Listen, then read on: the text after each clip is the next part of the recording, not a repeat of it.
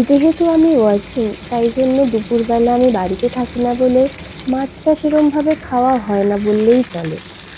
তাই যখনই মাছ রান্না হয় তখন মনে হয় কিছু একটা স্পেশাল বানাই। তাই আজকে আমি যে রেসিপিটা বানিয়েছিলাম সেটার নাম হলো গিয়ে রুই রেজালা। খুব সহজভাবে আমি রেসিপিটা তোমাদেরকে শেয়ার করছি। তার জন্য মিক্সিং জারে 1/2 চামচ মতো পোস্ত নিয়েছি, 7-8টা ভাঙা কাজু আর 8-10টা মতো কিশমিশ নিয়েছি, আর 2 চামচ মতো দই দিয়েছি।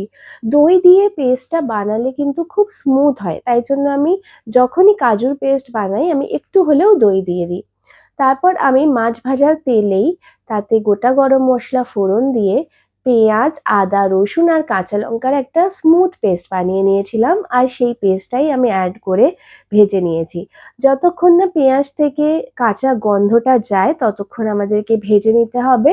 তারপর মশলার মধ্যে আমি এখানে ধনে গুঁড়ো আর একটু চিকেন মশলা অ্যাড করেছিলাম। ভালো করে মশলাটা কষিয়ে নেওয়ার পরে আমরা এতে পেস্টটা অ্যাড করব কাজু বাদামের।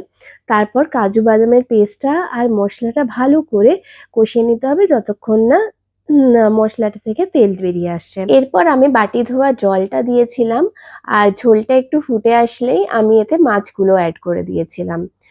তারপর নামানোর আগে আমি এতে গরম মশলা গুঁড়ো আর একটু ঘি অ্যাড করেছিলাম। এই রান্নাটা দেখতে যতটা সুন্দর, খেতেও কিন্তু ততটাই ভালো। রবিবারের দুপুরে এই রান্নাটা কিন্তু মাংসকে ডেফিনেটলি হার মানাবে। এটা খুব সহজভাবে আমি দেখালাম, এটা কিন্তু তোমরা ট্রাই করতে পারো। আর ভাতের সাথে আমি এটাকে সার্ভ করেছিলাম। তাছাড়া কেউ যদি ভাত না খেতে চায়, রাতে কোনো গেস্ট আসলে কিন্তু এটা পরোটা বা নানের সাথেও খুব সুন্দর লাগবে। আজকের ব্লগটা তাহলে এখানেই শেষ করছি। টাটা।